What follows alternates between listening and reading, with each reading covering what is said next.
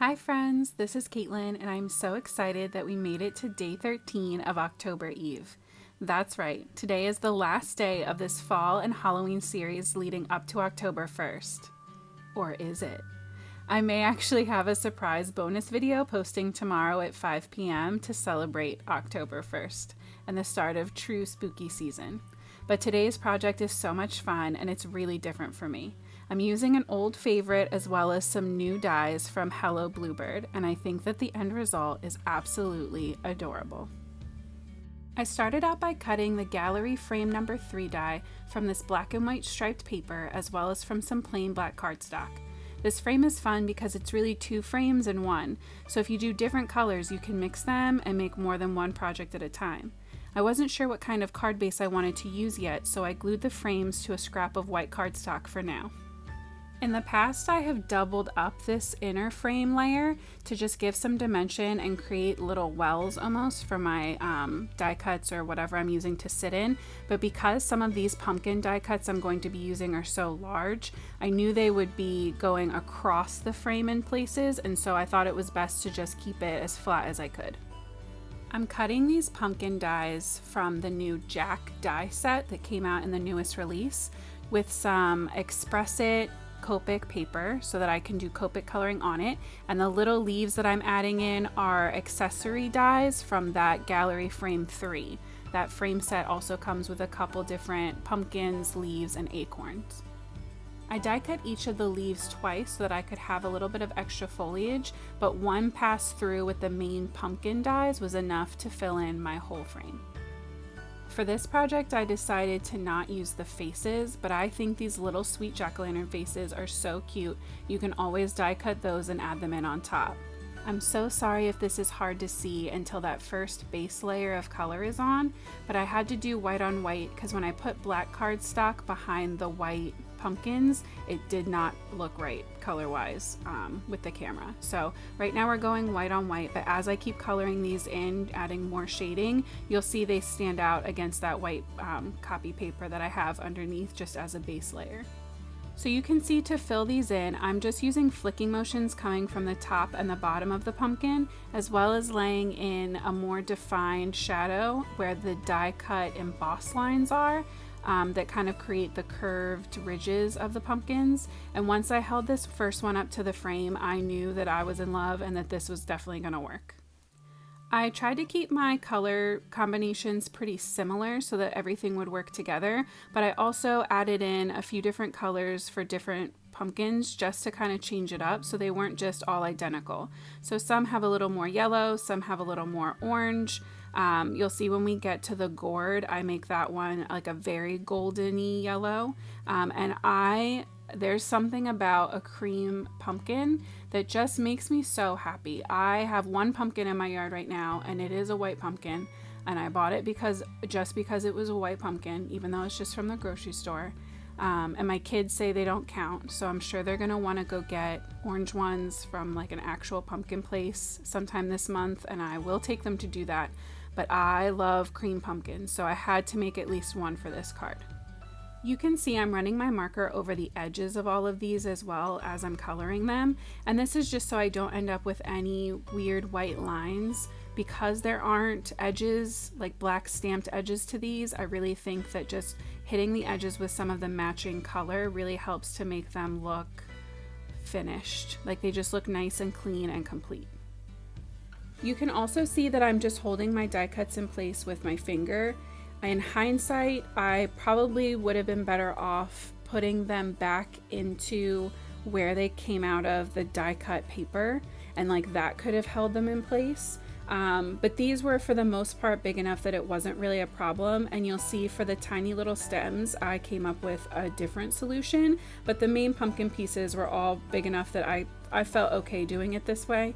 But I'm sure there are other people out there that have some secrets. If you have a secret for how you color in your freestanding die cuts like this, please leave me a comment below. I would love to hear if you've tried this out, how you made it work.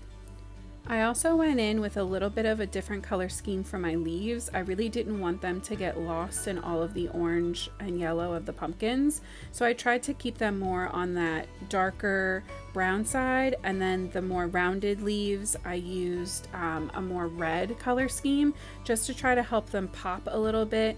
But I knew all of these beautiful fall colors would really stand out with a high contrast against the black and white of that frame. And I think the frame helps kind of give it a little nod to Halloween without going over the top. But this could definitely just be a fall or Thanksgiving card just by changing up the colors that I use for that frame. And you can see that as I'm coloring these in, I'm getting a ton of ink on that scrap paper underneath.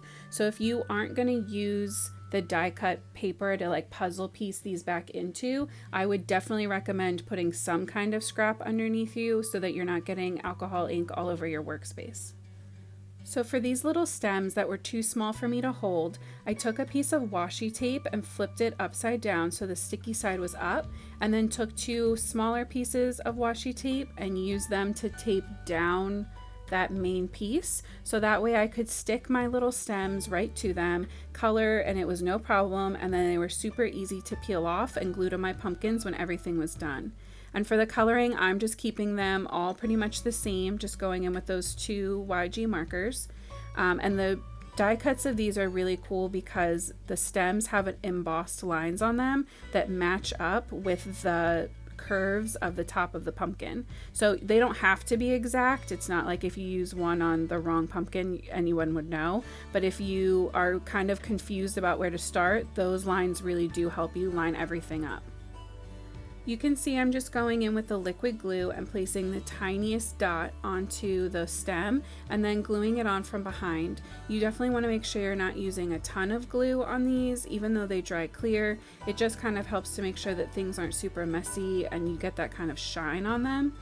So less is more for this, and I'm just going in one at a time, adding the stem to each, wiggling it around, which is the other nice thing about the liquid glue. You do have some time to make sure that your stems are at the angle that you want them, and then letting them dry for a couple seconds before we move on to adding the pumpkins to the frame. I also must not have noticed that there was one stem left on my washi tape, and so I almost threw him out and lost him, but I was able to catch it in time, and so I'm adding on that one last stem, saved by the bell on that one. And then we will start working on the framed piece. But first I decided that it needed a sentiment, and I was thinking about adding a banner sentiment across part of the frame, but then I really decided I did not want to cover up any of the pumpkins that I made, so we're going to do a sentiment into one of the square frame sections instead. The Hello Fall sentiment and the little leaf that I grabbed both came from the Frosty Morning stamp set, which on its own is absolutely amazing.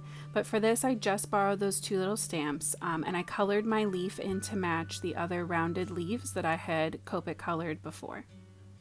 Off screen, I took my time and pre-laid out where I wanted my pumpkins to go and kind of played around with different collections, different groupings, different layers until I felt really good about the layout that I had. So I did that off screen to save a little time, but you can see now I'm just going in with my liquid glue and I'm working fast enough that I have time to layer things underneath if I need to, like tucking that little leaf in on that bottom layer. But otherwise, this isn't really a rushed process. It was really fun to go through and play around with different groupings, and you could definitely make these like a giant pile too, but I really like the idea that they're kind of sitting on these shelves or ledges of the frame. This definitely gave me that same feeling of decorating your mantle for the fall or even for Christmas, where you're kind of just adjusting and tucking and like, oh, a candle would look nice here. That's the kind of feeling I had when I was making this, and I personally love that feeling. So it was a very enjoyable process. Once all of my pieces were in place, I gave this a few minutes to dry, and then I added the whole panel onto an A2 sized white plain side folding card base. I decided that white would be the easiest because it would just keep everything clean and let those warm fall colors really be the pop on this card, versus if I did something orange, it might take away and everything would kind of get lost. I think that the white and the black contrast really stands out nicely, and I'm really happy with how this one turned out. I want to give a shout out to all of my new subscribers, as well as everyone who's been watching and commenting and liking my videos. I appreciate your support so much. It means the world to me. And if you aren't subscribed yet, you should definitely hit that button because we have so much fun here. And even though the series is over, I'll still be posting new videos every Friday. Thank you so much for hanging out with me today. I hope you have the best October ever, and happy crafting.